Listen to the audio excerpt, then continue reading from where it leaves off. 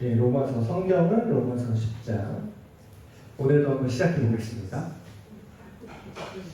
예, 형제들아, 내 마음에 원하는 바와 하나님께 구하는 바는 이스라엘을 위함이니 곧 그들로 구원을 받게 합니다. 지난 시간에 이제 9장에서 얘기한 것처럼 원래 하나님의 말씀, 하나님의 약속이 주어졌던 게 이스라엘 백성한테 이제 시작이 됐는데, 안타깝게도 정작 그 하나님의 백성으로 선택된 일종의 어떻게 보면 시제품이라고 할까요? 그래서 이거를 좀 오해하시는 분이 있을까봐 요거를 제가 예를 들어서 설명을 드려보겠습니다. 우리가 공장에서 어떤 물건을 이렇게 생산을 하잖아요. 예를 들어서 TV를 생산한다고 상상을 해보면 좋을 것 같아요. TV를 만드는 공장의 생산 라인이 1번 라인이 있고 2번 라인이 있고 3번 라인이 있고 이런 식으로 대량 생산을 하기 때문에 라인이 여러 개가 있어요. 그 똑같은 TV 같은 제품을 만드는 그 공장도. 근데 라인이 여러 개가 있는데 거기서 모든 TV를 다 생산을 하는 거죠. 그런데 그 생산한 것들의 품질을 전부 다 그 뭐 만 대를 만들었다고 치면 만 대를 일일이 다 확인하는 게 불가능합니다. 만 대를 일일이 다 확인을 해서 이게 불량인지 아닌지 찾아낼 수가 없어요. 그래서 어떤 식으로 하냐면 그 생산 라인이 정해져 있죠. 한 10개가 있다고 생각하면 만 대를 만들 때 10개의 라인이 있으면 그 라인별로 한 대, 뭐 두 대, 뭐 그런 식으로 이제 예를 들면 전체 양에 비해서 엄청 소수의 샘플을 뽑습니다. 그래서 1번 라인에 뭐 한 3개 뽑고 2번 라인에 3개 뽑고 이런 식으로 쭉쭉쭉 몇 개 뽑아요. 그래서 그 대표로 하나만 딱 뽑습니다. 그 하나를 테스트를 임의로 막 뽑아서 하나를 딱 했는데 만약에 그 하나가 뭔가 불량이 발생했어요. 그럼 뭐예요? 그 라인 제품을 다 다시 손봐야 되는 거죠. 근데 예를 들어서 3번 라인에 불량이 났다. 그러면 그 3번 라인은 그 샘플 하나 때문에 다 다시 봐야 되는 거예요. 근데 예를 들어서 5번 라인에 샘플을 하나 딱 뽑아서 검사를 했는데 문제가 없어요. 그럼 뭐야? 그 5번 라인은 다 통과합니다. 그 제품.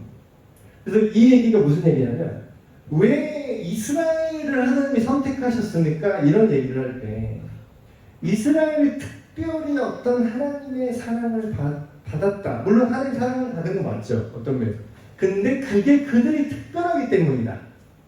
이스라엘이 다른 민족보다, 예를 들면 대한민국 사람보다 중동의 이스라엘 사람이 뭔가 혈통적으로 유전적으로 아니면 뭐 무슨 뭐 공로가 있든 조상이 뭘 잘했든 하나님이 특별히 예뻐할 만한 무엇인가가 이스라엘 백성에게 있었기 때문에 선택받았다?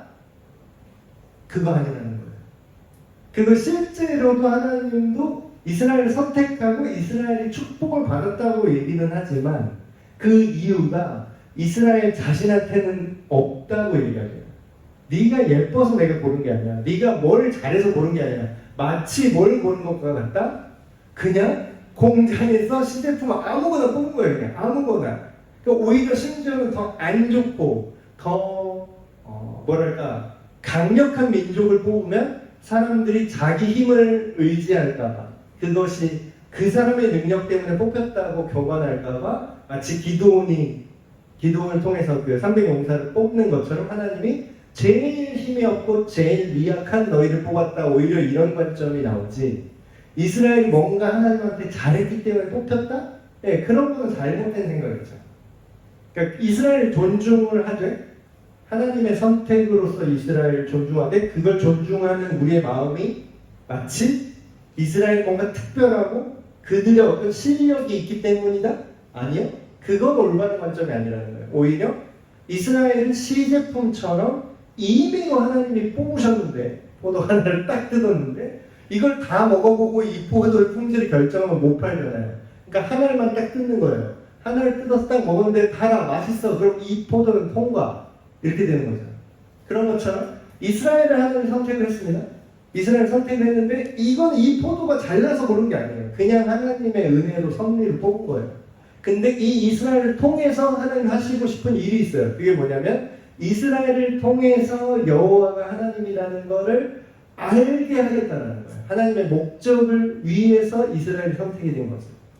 그래서 그 얘기를 하는 건데, 그런데 문제는 어떻게 됐다고요? 그 이스라엘이 오히려 하나님을 믿지 않아요. 자, 이게 얼마나 웃긴 거냐면 하나님을 알리고 모든 세상에 하나님 여호와 하나님께로 모든 사람이 돌아와서 하나님과의 관계를 회복하고 하나님의 백성이 되게 하기 위해서 이스라엘을 뽑은 거예요. 근데 정작 이스라엘이 하나님을 안 믿어요. 그러니까 지금 이런 상황이 온 거죠. 내 동족 이스라엘이 오히려 하나님을 신뢰하지 않고 하나님의 약속된 구원자인 예수 그리스도를 메시아로 믿지 않는 상황 중에 있다는 거죠. 근데 바울은 지금 그거를 하나님께 간구하고 있는데, 근데 그 이스라엘이 왜 오히려 하나님 앞에 이렇게 구원받지 못하는 상황에 왔는가, 그거를 쭉 얘기를 하고 있습니다. 내가 증언하노니, 바울이 이스라엘을 평가하는 거예요. 자기 민족을 이제 평가하는 거죠. 내가 증언하노니 그들이 하나님께 열심이 있으나, 이스라엘은 엄청난 열심을 갖고 있습니다.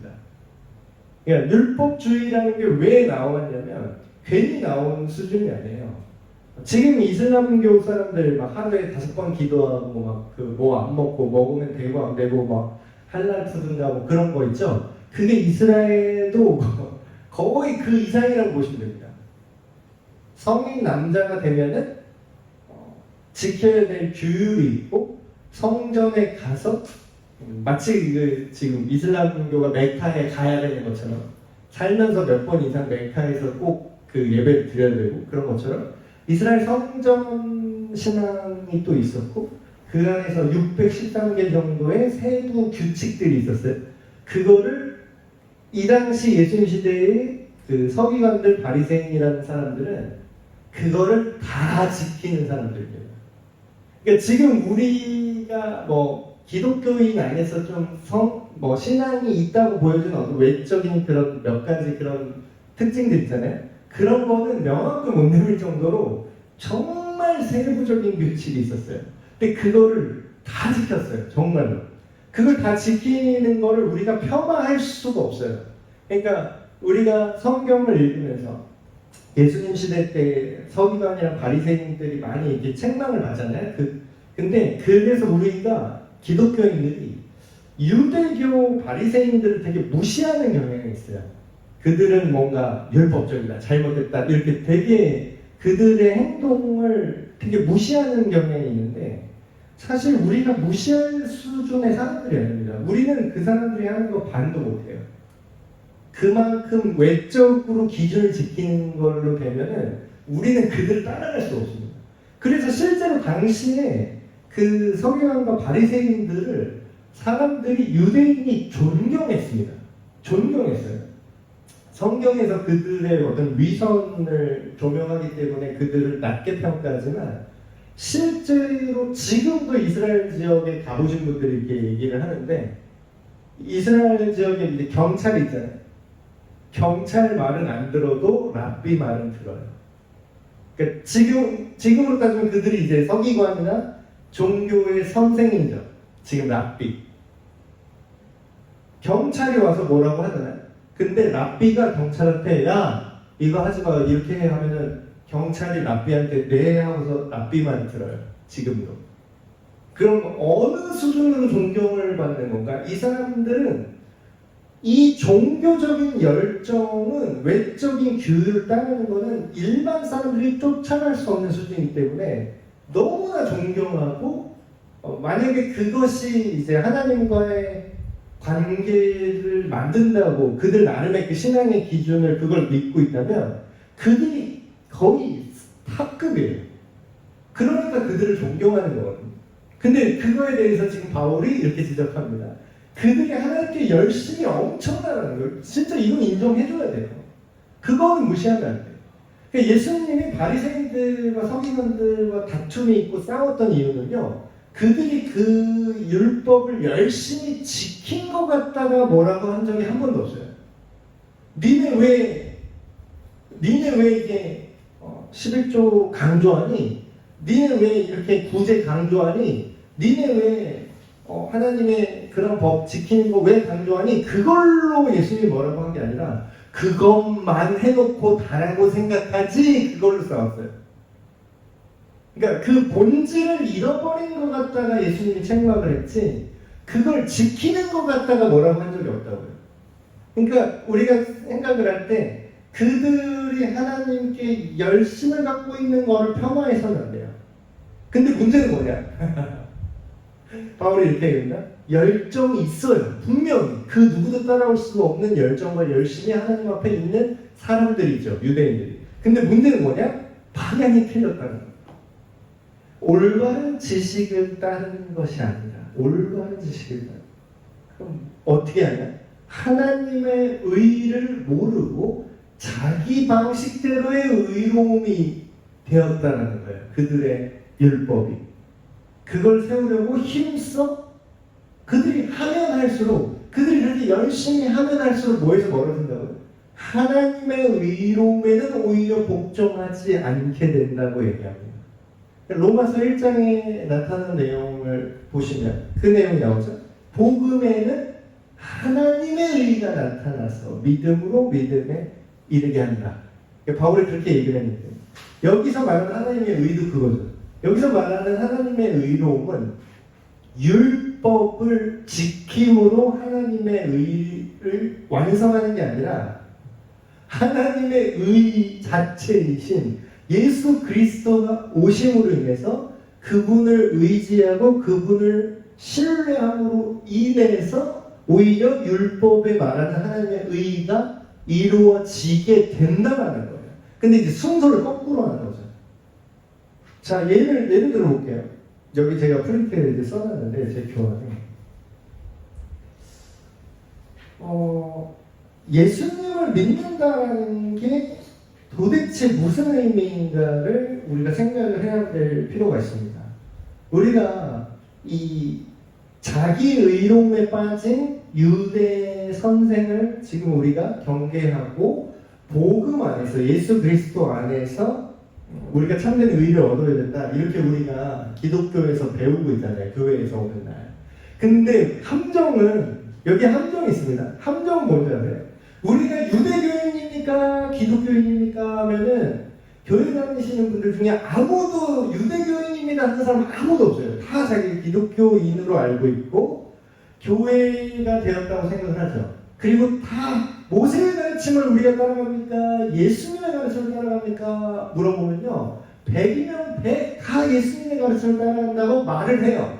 우리가 또 그렇게 알고 있어요. 근데 문제는 뭐냐면, 문제는 이 자기의 방식을 기독교라는 종교의 틀 안에서 똑같이 할 수가 있다는 거예요. 그러니까 사탄이 전략을 아주 되게 교묘하게 짜는데, 사탄은 교회를 위해 충성하는 걸 별로 그렇게 두려워하지 않습니다. 심지어 되게 장려해요.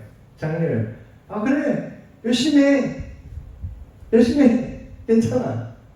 마치 유대이 하나님의 의를 모르고 자기 방식대로 열심을 냈던 바리새인을 대하는 거랑 똑같아요. 열심히 해. 율법 지켜. 열심히 해. 하나님의 의에만 이르지 못하면 상관없어.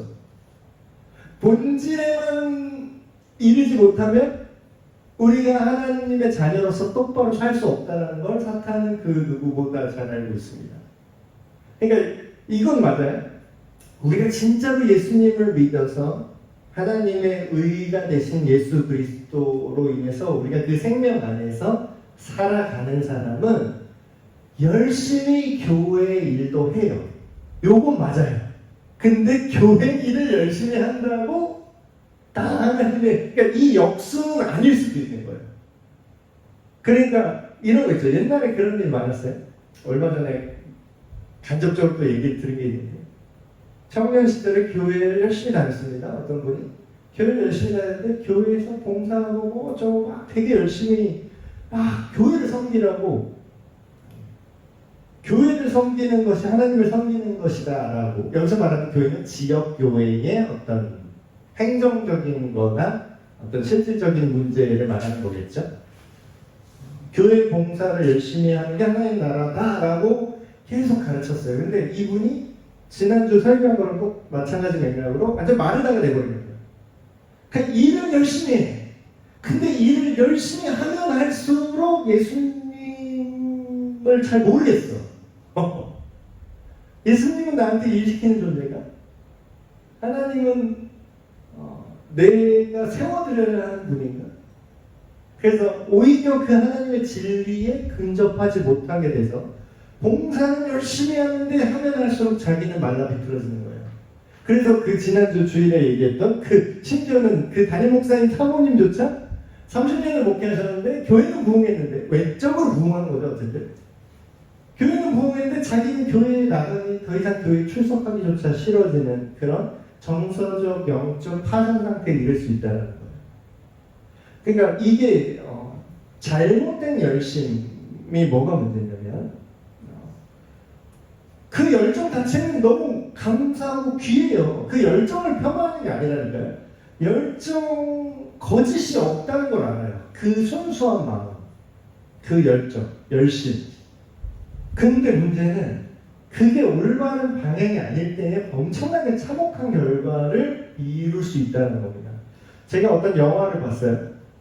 그 북한, 그러니까 탈북하는 그 과정을 그린 실화를 바탕으로 한 어떤 영화인데, 그 영화에서 제가 그 엔딩은 오히려 기억이 안 나요. 결론적으로 그거 어떻게 되는지 기억이 안 나는데, 그 영화 장면에 그 탈북한 북한 애기 둘이 있는데, 애기라고 했지만 뭐 거의 미취학이나 초등학교 저학년 정도 나이 되는 애예요. 탈북을 하다가 철조망을 이렇게 넘었나? 그러다가 어깨가 쭉 찢어진 거야, 얘가. 어깨가 찢어졌는데 상처가 이렇게 벌어졌잖아요.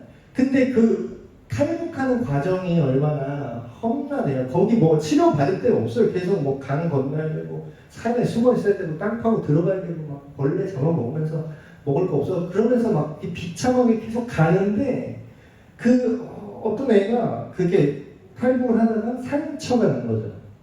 근데 상처가 이제 썩잖아요. 치료를 못 받으니까 덧나고 막 썩고 막 그러는데, 그 다른 애가 그 애를 너무 사랑하는 거야.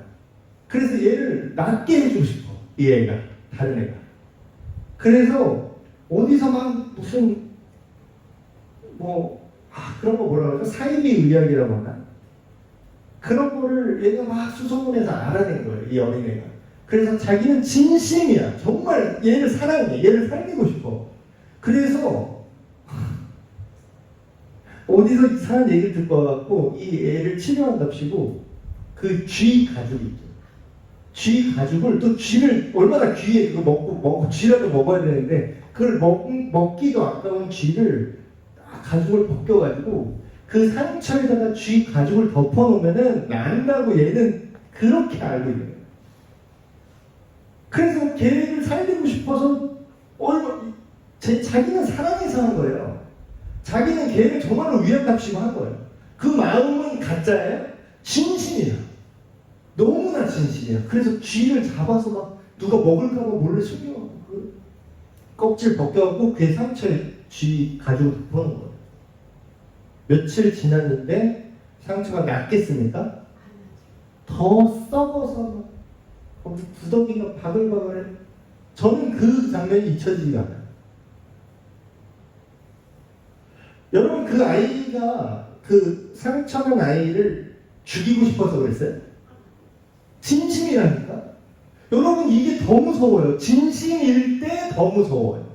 정말 진심이야. 정말로 열정을 갖고 있어. 정말로 하나님을 위해서 하고 싶어. 근데 예수를 핍박해요. 그러니까 뭐예요? 지금 바울의 심정이 이런 거예요. 그들이 정말로 하나님을 사랑하고 하나님을 향해 열심히 있는데, 가장 큰 문제는 뭐예요? 그게 잘못된 지식에 근거한 열정이라는 거예요. 여러분 열심히 하는 게 좋은 거죠. 좋은 거죠. 하나님을 섬기고 교회를 열심히 하는 게 나빠요? 좋은 거예요. 좋은 건데요. 또 하나의 예를 들면 이런 겁니다. 애들이 학교 가죠. 애들이 학교 가서 공부하죠. 학원도 가고 공부하잖아요. 공부 열심히 하는 게 나빠요? 좋아요? 좋은 거예요. 그 좋은 거죠. 근데 문제는 뭐예요? 왜 해야 되는지 몰라. 아, 대학 가려고 해요. 대학을 왜 가는데? 대학 가기 위한 공부가 무엇을 남겼을까요? 전 세계 대학 그 학습 그 능률 업적, 공부한 대비 그 이뤄낸 거를 평가하는 그런 통계를 뽑았는데 우리나라가 들어가기 전까지는 1등이에요. 그러니까 대학교 1학년은 우리나라가 1등이에요. 근데 4학년 돼서 졸업해서 실질적으로 퍼포먼스, 그 기량을 뿜어내는 것에는 우리가 쭉 쳐줍니다. 왜 그럴까요? 우리나라는 대학 가기 위한 공부를 했고요. 서구 사회 같은 경우는 뭐냐면 실제로 그 공부를 해서 무슨 일을 하고 싶은 사람이 그 공부를 한다는 거예요. 그러니까 그런 공부는 남는 게 없습니다. 그러니까 그런 거랑 비슷하더라고요. 저는 그게 되게 교회 안에서도 그런 걸 되게 많이 느끼거든요.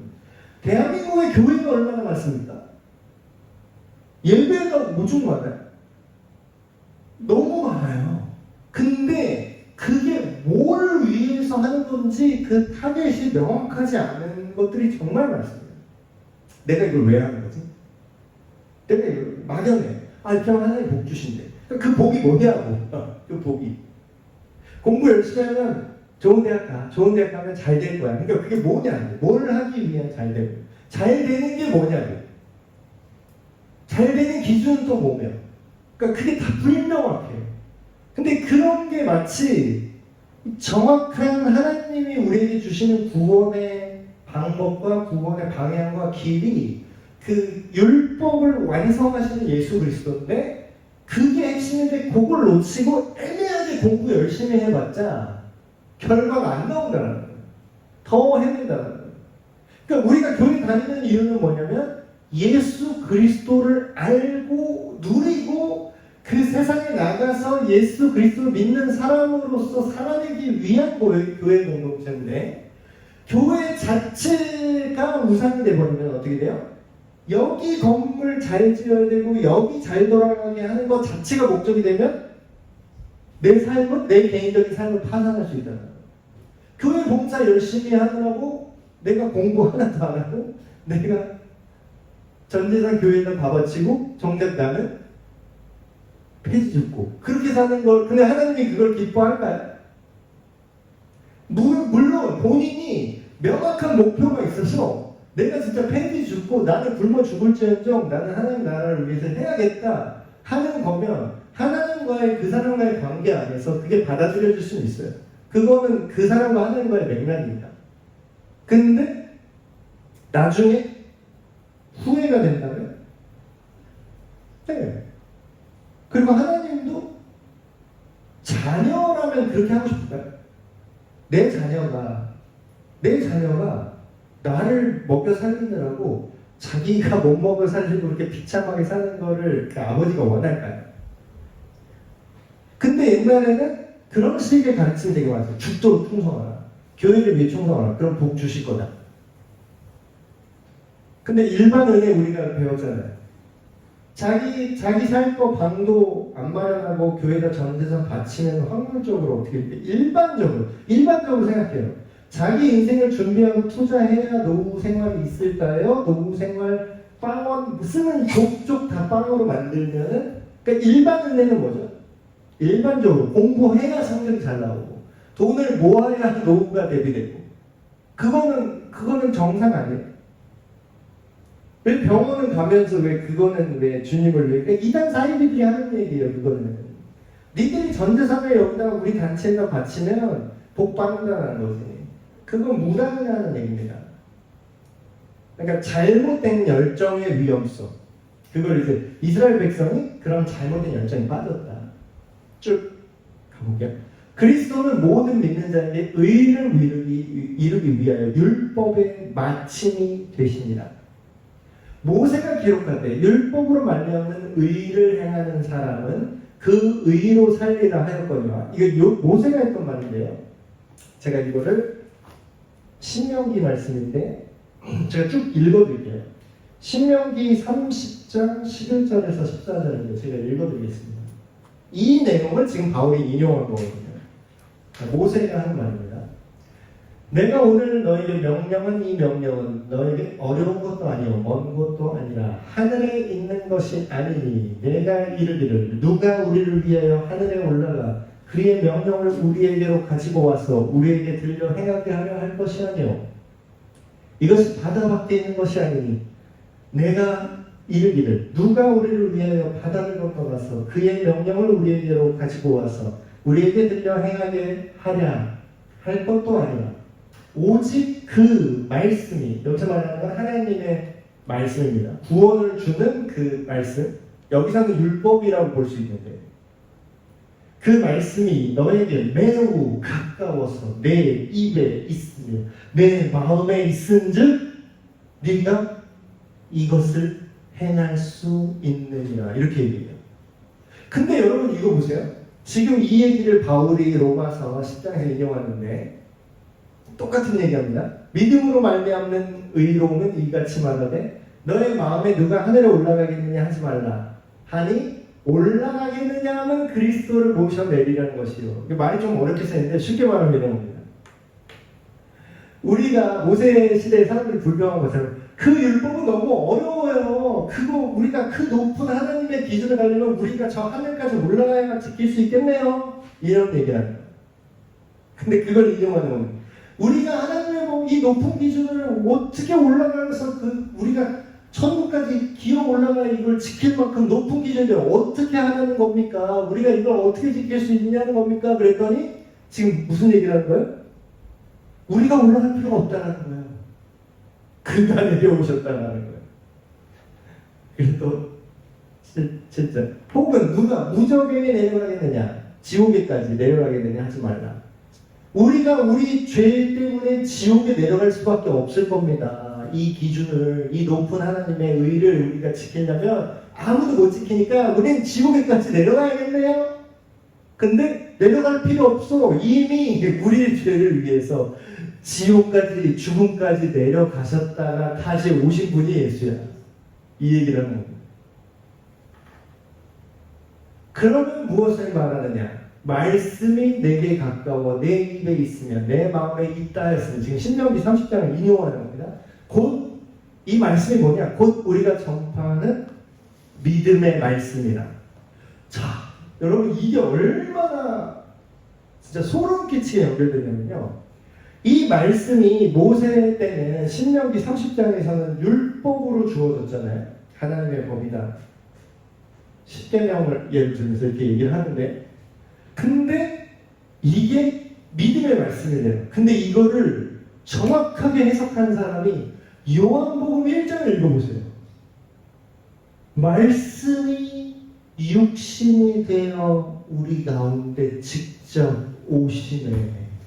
그게 예수님이라는 거예요. 예수님이 그 말씀이라는 거예요. 신명기 읽을 때는 이해가 안 됐죠? 14절에 그 말씀이 너에게 가깝다. 네가 못 지킬 만큼 높은 게 아니야. 네가 이거 너무 높아서 못 지킬 것 같아요. 이거 못할 것 같아요. 그러는데 할 수 있어. 왜냐하면 그때가 되면 말씀이 네 안에 오실 거거든. 근데 그 말씀이 육신 내에 오신 게 예수 그리스도라는 거예요. 그래서 모세 시대 때 전달받은 하나님의 의로움은 율법이었죠. 근데 그게 실체가 돼서 우리 가까이 오신 게 뭐다? 예수 그리스도다. 하나님을 사랑하기 위해서 율법이 주어졌죠. 율법의 목적은 하나님을 사랑하는 겁니다. 근데 예수 그리스도를 통해서 하나님의 사랑이 어떻게 됐다고 실현됐어요. 모세의 율법은 뭐예요? 모세도 심지어는 율법 규칙을 이렇게 주면서도 뭐라고 얘기했냐면 그 규칙 자체를 지키는 것만으로 충분하지 않다는 것을 모세도 이미 알고 있었어요. 근데 그게 잘못 전달되고 후대의 사람들이 그것만 지키면 된다고 생각하기 시작한 거죠. 어느 시점에부터인가. 그래서 여기 교환해 보시면, 중간에 보시면 하나님을 사랑하는 것이 온 율법의 압축이다라고 얘기했죠. 예수님이. 모세가 준 율법의 정신이 뭐예요? 하나님을 사랑하기 위해서 율법을 지키는 거잖아요. 근데 하나님 사랑을 완성하고 신뢰하고 따르는 것 자체가 궁극적인 율법이잖아요. 그렇죠? 근데 이제 더 이상 하늘에 올라가지 않아도 내가 내 죄에 대해서 책임지고 죽음으로 땅으로 내려가지 않아도 뭐다? 예수님 안에서 다 해결됐다. 그 얘기를 지금 바울이 하고 있는 거죠. 내가 만일 너의 입으로 예수를 주님으로 시인하며 또 하나님께서 그를 죽은 자 가운데서 살리신 것을 너의 마음에 믿으면 구원을 받으리라. 되게 유명한 구절이죠. 어떤 분이 이런 얘기를 합니다. 목사님, 그래서 구원 받으려면 어떻게 해야 됩니까? 얘기하면은 그에 대한 대답으로 많이 사용하는 구절이에요. 로마서 10장 구절. 구원받는 방법이라고 할 수 있겠고 구원이 시작되고 완성되는 과정이라고도 볼 수 있죠. 자, 쭉 한번 볼게요. 사람이 마음으로 믿어 의에 이르고 입으로 시인하여 구원에 이르느니라.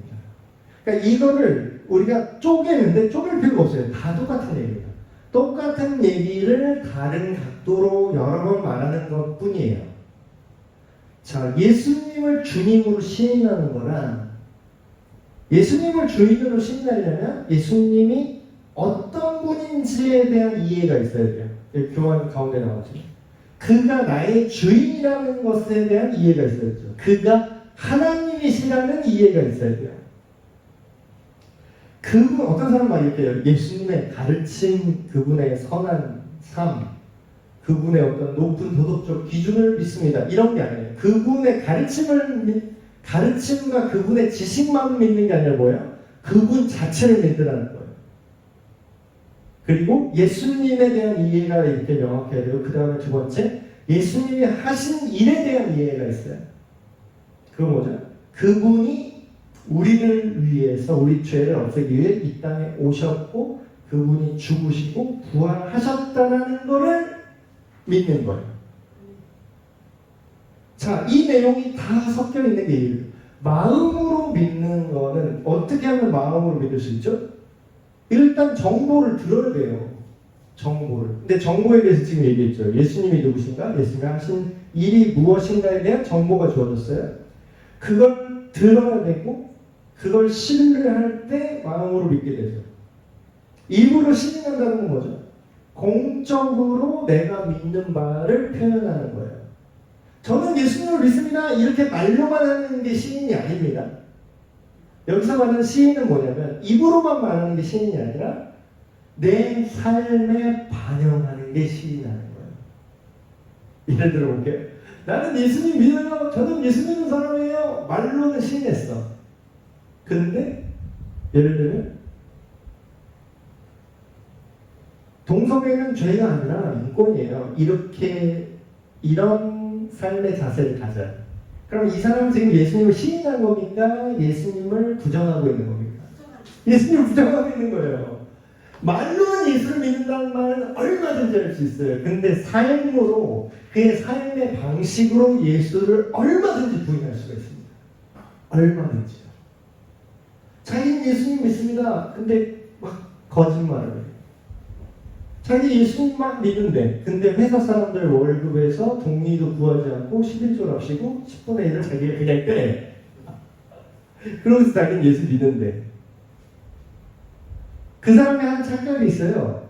이 사람이 예수님도 안 믿는 부하 직원의 월급의 10분의 1을 자기가 임의로 가져가고 그걸 자기가 11조랍시고 교회가 헌금을 내겠다? 그거는 자기는 그게 신앙이라고 자기 예수님 믿는다고 생각하잖아요. 근데 자기가 믿는다고 하고 있는 그 진짜 예수님을 뭐라고 얘기하는 줄 아세요? 그거에 대해서? 네가 주지 않는 노동자의 임금이 내 귀에 소리 지르고 있다 이렇게 얘기해요. 그러니까 뭐예요? 그 사람은 자기가 예수를 믿는 줄 알아. 근데 뭐예요? 그 사람이 그런 행동을 한 건 뭐예요? 예수님을 부인하고 있는 겁니다. 예수님이라면 그렇게 하지 않을 거예요. 그러니까 입으로 신인한다는 게 정말 입으로만 나불나불 한다는 뜻이 아니라는 거를 우리가 이해하셔야 돼요. 마음으로 믿는 것, 입으로 신인하는 것, 그의 이름을 부르는 것. 성경이 이르되 누구든지 그를 믿는 자는 부끄러움을 당하지 아니하리라. 유대인이나 헬라인이나 차별이 없으면 한 분이신 주께서 모든 사람의 주님이 되사 그를 부르는 모든 사람에게 부요하게 하신다. 여기서 말하는 부요하게 하신다 또 잘못 해석하려고 해요. 예수 믿으면 사업이 잘 돼요. 뭐 부적이야? 그게 아니에요. 여기서 말하는 부요함은 물질적 부요함만 얘기하는 거예요. 물질적 부요함도 주실 수 있어요, 하나님은.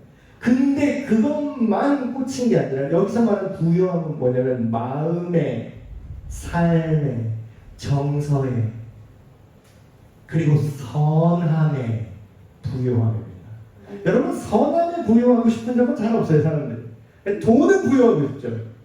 근데 선함에 부요하고 싶은 사람은 잘 없어요. 근데 실제로 우리를 행복하게 하는 거는 돈의 부요함보다 선함이 우리에게 차고 넘칠 때 훨씬 행복합니다.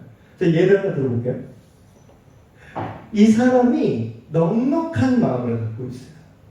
누가 막 그렇게 횡포를 부리는데 그게 화가 나지 않고 불쌍하게 보여요. 아, 이 사람은 얼마나 인생을 악한 것에 치이고 아등바등 악귀처럼 내가 싸워서 이기지 않으면, 내가 생존을 위해서 이렇게 악의다툼하지 않으면 살 수 없는 그런 아수라장을 살아온 인생은 얼마나 힘들까? 얼마나 인생을 힘들게 살았을까? 이렇게 넉넉한 마음이 생기고 그 사람을 불쌍히 여기고 그 사람한테 그냥 팁 하나 더 줘. 예를 들어 그렇게 아둥바둥 살지 마시고 그냥 포도 한 살 더 가져가세요. 이거 두 시간 줄 섰는데 엄청 힘들더라고요. 근데 거기서 넉넉한 마음을 가진 그 선함이 차고 넘쳐서 부유한 사람이라면 얼마나 주변의 사랑을 나눠줄 수 있을까요? 이 사람이 세상을 얼마나 치유할 수 있을까요? 이건 정말 엄청난 가치를 갖고 있습니다. 근데 누가 이렇게 된다고요? 그를 부르는 모든 사람에게 하나님의 선함이 차고 넘치도록, 하나님의 사랑이 차고 넘치도록 부유하게 하신대요. 누구든지 주의 이름을 부르는 자는 구원을 받으리라. 그러니까 바울이 이해하고 있는 구원은 단순히 내 영혼의 구원만 말하는 게 아니에요. 내 죽은 다음에 내가 천국 가냐 지옥 가냐 이런 단편적인 구원을 얘기하는 게 아니라 우리가 모든 영역에 있어서 하나님과 같이 부요하게 되는 것, 선하게 되는 것, 아름답게 되는 것, 그게 구원이라고 얘기하고 있습니다. 근데 그 구원을 누가 받는다고요? 누구든지 주님의 이름을 부르는 사람이 이런 전인격적인 구원을 받는다. 근데 보세요. 마음으로 믿는 것과 입으로 시인하는 것과 그의 이름을 부르는 것과 복음을 믿는 것이 결국 똑같은 얘기예요. 이게 하나라고요, 하나. 어떤 사람은 이것하고 막 쪼개서 생각하는데 결국은 이게 똑같은 얘기예요. 예수를 믿는 것이라는 걸로 수렴합니다. 이 모든. 그럼 뭐예요? 여기서 말하는 바울의 약속은 뭐예요? 이런 진실한 믿음으로 예수님을 믿고 따르는 사람은 결코 부끄러움도 없고 후회도 없을 것이다. 그는 부유할 것이고 풍성할 것이고 차별 없는 구원이 임할 것이다. 근데 이제 문제는 여기에요. 구원은 이렇게 좋은 건데 이거를 어떻게 믿을 수 있느냐? 방법적인 얘기라는 거죠. 그럼 이제 그들이 어떻게 믿을 수 있는가? 그런즉 그들이 믿지 아니하는 일을 어찌 부르리요? 듣지도 못하는 일을 어찌 믿으리요? 전파하는 자가 없이 어찌 들으리요? 보내심을 받지 아니하였으면 어찌 전파하리요? 기록된 바 아름답도다 좋은 소식을 전하는 자들의 발이여 함과 같으니라. 자, 여기까지만 끊고 한번 볼게요. 자, 이걸 쉽게 풀어서 제가 교원에 써놨습니다. 믿어야만 그 믿는 대상에게 간구하고 부르짖을 수 있겠죠. 믿지 않은 존재를 부르짖고 간구할 수는 없어요. 여기서 부른다라는 말은 단순히 그냥 하나님 이렇게 부른다는 게 아니라 그를 의지하고 의존한다는 뜻이에요. 마치 아이가 엄마 부를 때 왜 부르죠? 엄마 왜 불러요? 왜 불러요? 그냥 불러본 거예요? 뭐 주술이에요? 엄마! 엄마를 의지하는 거예요. 엄마를 통해서 내 삶을 이끌어가고 싶은 거예요. 내가 삶을 살아가기 위해 당신 필요하다라는 외침이에요. 이 부름. 엄마, 아빠 부르는 거. 근데 의지입니다. 의지. 의존하는 거. 의지하는 거. 근데 믿지 못하면 아무나 엄마, 아빠라고 부르고 의존하지 못해요. 그 다음에 복음을 들어야만 믿을 수가 있어요. 아까 믿음은 대상이 필요하다고 그랬잖아요. 뭘 믿어요? 뭘 믿는지 그나마 구체적이었던 이스라엘 백성조차 그 믿음의 대상이 흔들렸죠. 초점이 어긋나 버렸죠. 되게 중요한 겁니다. 복음을 들어야만 믿을 수가 있어요. 근데 복음을 어떻게 들을 수가 있어요? 전파하는 사람이 있어야 복음을 들을 수 있어요. 그럼 전파하면 되는데 누가 보내야 전파하잖아요. 보낸 사람이 있어야 전파할 수 있고. 근데 뭐예요? 하나님이 그 아들까지 아끼지 않고 보내셨어요. 그 아들은 이 세상에 누구를 보내요? 그의 제자들을 보내요. 그게 계속 전파돼서 우리에게까지 이 복음이 전파되었다는 거죠. 그러나 그들이 다 복음을 순종하지 않으려다 모두에게 전파되지만 모두가 다 그것을 받아들이지 않아요. 이사야가 이르되 주여 우리가 전한 것을 누가 믿었나이까 하였으니 그러므로 믿음은 들음에서 나며 들음은 그리스도의 말씀으로 말미암았느니라. 아멘. 이게 우리 모든 교회가 제일 중요하게 여겨야 될 것 같아요. 교회에서 하는 모든 활동을 왜 하는 건지를 생각해 봐야 돼요. 왜 하는 거야? 내가 이걸 왜 하는 거지? 내가 전국 가면서 좀 이따 저거 부품도 샀는데 교회 그 종탑 등이 또 그 타이머가 고장나서 등이 안 들어와요 지금.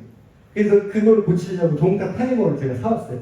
종탑도 거기 옆에 올라가고 또 그거를 고쳐야 되는데 저는 이걸 왜 하는 걸까요? 교회 종탑 전기를 왜 들어와야 될까요? 교회 종탑 전기를 왜 들어와야 될까요? 하나님 언급을 위해서. 예, 그렇죠. 크게 말하면 하나님 영광이에요. 그게 구체적으로 들어가면. 교회 정탑 불이 들어오면 어떤 일이 벌어질까요? 아, 많은 사람이 여기 에베네스 교회가 있는 거라는 걸 알게 되겠구나. 에베네스 교회가 여기 있다는 걸 알면 뭐가 좋을까요? 아, 사람들이 오게 되겠구나. 오면 뭐가 좋죠? 예수님을 영접하는.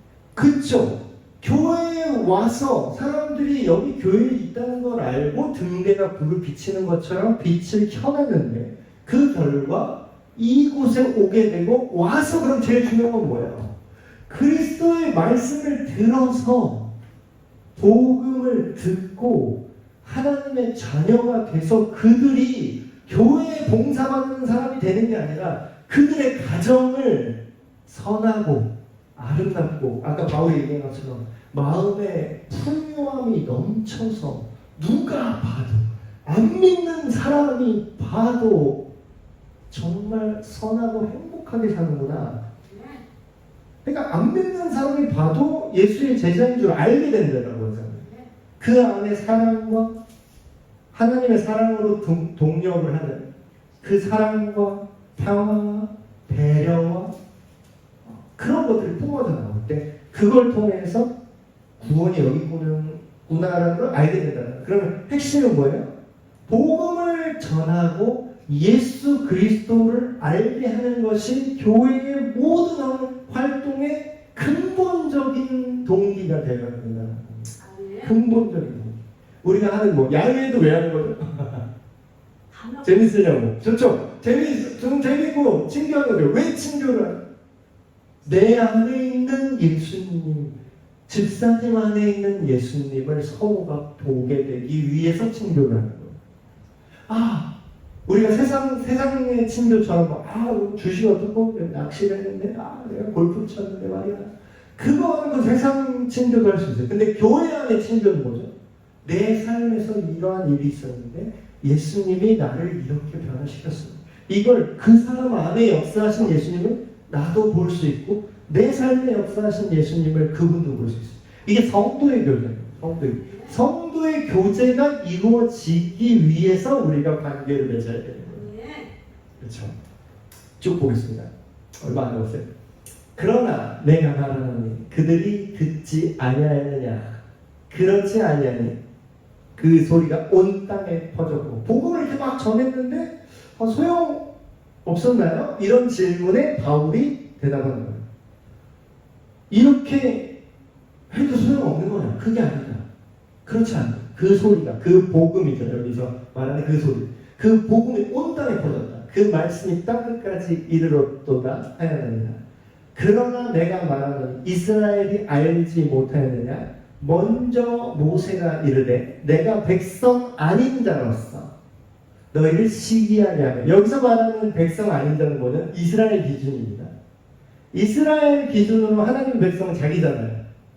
근데 이스라엘 기준으로 하나님 백성 아닌 자들은 누구죠? 그 밖에 모든 민족들이에요. 이방인이라고 말하죠. 근데 뭐예요? 그 이방인으로서 너희를 시기 질투하게 할 거라는 거예요. 미련한 백성들, 하나님 이때 기준으로 하나님 알지 못하는 백성들 때문에 너희 이스라엘이 노하게 되고 시기하게 되는데 그 이유가 뭐예요? 하나님의 백성이 아닌데 그들이 하나님의 자녀가 된다라는 거예요. 이사야는 매우 담대하여 내가 나를 찾지 아니한 자들, 이방인이죠. 찾지 아니한 자들이 하나님을 찾게 된다는 거예요. 내게 묻지 아니한 자들에게 오히려 하나님이 나타난 결과가 될 거라는 거예요. 그게 어느 날 갑자기 된 게 아니라 이사야 시대 때부터, 구약 때부터 이미 뭐예요? 이스라엘 민족만 구원받는 것이 아니라 하나님의 백성이 아닌 자들도 하나님의 백성이 될 거고, 하나님을 알 바 아니라고 생각했던 사람들이 하나님 앞에 돌아올 거를 예고했다는 거예요.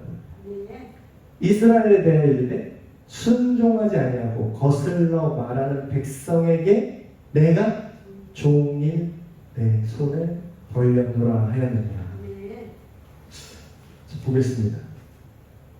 복음이 신약시대부터 전파됐다고 착각하는 분들이 꽤 많아요. 복음은 예수 그리스도 복음의 시작이라 이렇게 시작하잖아요. 복음처럼. 그래서 예수님이 태어난 이후에만 복음이 있는 줄 아세요. 근데 이제 복음은 말 그대로 하나님께서 온 인류와 온 세상을 구원하시는 하나님의 기쁜 소식이잖아요. 그렇게 복음을 생각한다면 넓은 의미의 복음은 이전부터 있었어요. 구약시대 때부터 이미 전파가 됐다는 거죠. 구원의 열쇠는 결국 예수님이 하신 말씀이죠. 그래서 이게 모두에게 전파가 됐는데 한정적으로 이게 적용이 돼요. 그게 뭐냐? 복음을 듣고 이해하고 믿은 사람만 구원받는다는 거예요. 여기서 말하는 구원은 완전한 전인격적인 구원을 말합니다. 근데 우리가 이거를 현대의 교회는 오히려 좀 간과하는 게 있는데, 그게 뭐냐면 영혼만 구원받으라고 생각을 해요. 영혼만. 영혼이 구원받아야 되니까 종교적으로 충성을 하고 밖에서는 내가 어떻게 살아도 상관없는 것처럼 행동을 해요. 그건 아니죠. 그러니까 그게 분명히 복음서에도 그건 아니라고 써있는 거예요. 그러니까 예를 들면 내가 교회 일 하느라 가정에는 소홀해도 돼 이렇게 생각하는 분들이 꽤 있었어요. 근데 이제 그 결과 어떻게 됐냐면 안 믿는 그 자녀들이 그런 걸 이렇게 보면서 뭘 느끼냐면요, 예수님을 잘 믿는다는 건 이렇게 되는 건가? 이렇게 생각을 하게 돼요. 그러니까 예를 들면 옛날에 지금 또 추석 기간이니까 예를 들면 예수님 믿으면 우상숭배하고 제사하면 안 된다고 이제 우리가 그렇게 알고 있어서 그렇게 행동해요. 그건 그건 괜찮아요. 그렇게 하는 게 틀렸다는 게 아니에요. 근데 그러면 그 친척들한테 더 잘해야 해요. 그러니까 예를 들면 이런 소리 들어요. 야, 걔 예수 믿는 게 제사상 차리기 싫어서 예수 믿는 거야. 그 옛날에 그런 거 있어요. 제사 모시기 싫어서 도망가기 위해서 예수 믿는다 이런 말이 나왔어요. 친척간에. 그럼 뭐예요? 그들이 볼 때 예수 믿는 건 뭐예요? 책임을 다하지 않는 무책임한 사람으로밖에 안 보여요. 그들이 전하는 예수의 복음은 그들에게는 복음이 아니에요. 현실 도피고 조상을 무시하는 거고 가정을 파괴하는 것밖에 안 돼요. 그들이 볼 때. 근데 정말로 복음적으로 예수님 믿는 사람은 어떻게 해야 되냐? 나는 예수님 믿는 것 때문에 제사를 내가 못합니다. 그러면 그 대신에 내가 다른 걸 다 하겠습니다. 내가 뭐 제사 비용을 내시든 아니면 오히려 제사 상은 안 차리는데 시댁 식구들한테 더 잘하든 뭐 어쨌든 그걸 보여줬어야 된다는 거예요. 근데 이제 우리의 어떤 생각은 뭐예요? 되게 율법적으로 생각을 했던 거죠. 우리는 하나님한테만 잘 보이면 돼. 하나님께만 순종하면 돼. 하나님만 사랑하고 하나님의 율법만 지키면 우리는 구원받을 거야. 그러면서 주변을 돌아보지 않았던 것들이 되게 많죠. 사실 저에게도 하는 얘기입니다. 저희가 막 친척을 막 잘 돌아보고 하지 못했기 때문에. 그래서 구원이라는 건요. 지금 바울이 얘기하는 구원은 예수님을 믿고 복음의 지식이 분명히 있어야 돼요. 예수님이 누구신지에 대한 이해와 예수님이 하신 일이 우리에게 무슨 의미를 하는가 중요해요. 근데 그거랑 우리가 살아가는 삶이 상관없는 게 아니에요. 그래서 우리가 이 구원을 단순히 천국 가는 열쇠로만 생각하는 게 아니라 이 땅에 살아가는 동안에 선하고 아름답고 풍요하게 다른 사람들을 대할 수 있는 그런 자세. 그렇게까지 성장하는 게 우리의 구원이라는 겁니다. 예, 오늘 21절까지 여기까지 가는데 이 시간 들으신 말씀 기억하시면서 두 가지 우리 함께 기도했으면 좋겠습니다. 첫 번째 기도 제목은 마치 이스라엘 백성들처럼 잘못된 열심으로 혹시 우리가 하나님을 섬기려고 하는 게 아닙니다. 잘못된 열정. 복음은 하나님만 사랑하는 게 아니라 우리 온 가족도 품고 하나님께 순종하면서 그들에게 그 사랑을 나눠줘야 되는데 혹시라도 내가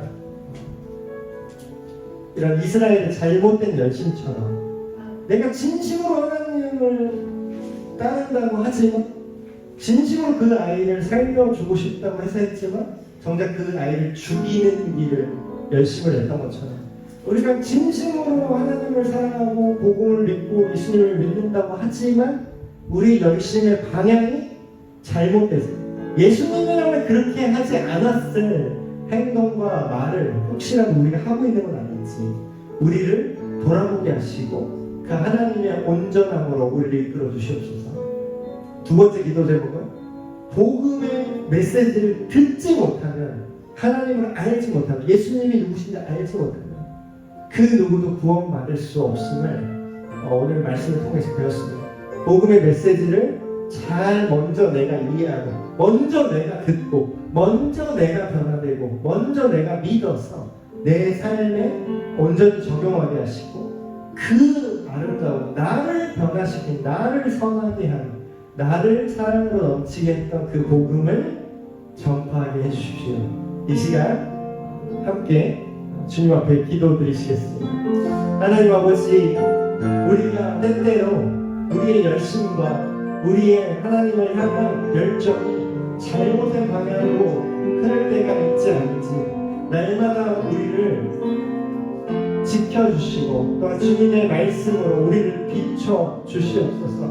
우리가 하나님의 뜻이 하나님의 방법이 아닌 우리의 종교적 열심과 열정으로 오히려 하나님의 복음을 방해하고 오히려 주변 사람들을 상처 입은 것이 있었다면 하나님 이제 그것을 깨달아야 하시고 밖에서나 교회에서나 가정에서나 직장에서나 어디서나 예수님을 닮은 온전한 하나님의 자녀로 우리를 빚어 주시옵소서. 하나님 아버지, 우리가 듣지 않으면 알지 못하면 주님을 부를 수가 없음을 오늘 다시 한번 배웠습니다. 하나님, 먼저 우리에게 이 복음의 메시지가 증거되게 하시고 우리 마음속에 들려지게 하셔서 먼저 믿고 따르고 그 우리의 삶을 변화시킨 그 복음을 우리 주변 친척과 친구들과 가정과 모든 지역사회에 나눌 수 있는 우리가 되게 하여 주시옵소서. 하나님 아버지, 오늘도 로마서 말씀을 통하여서 우리의 삶을 비춰봅니다.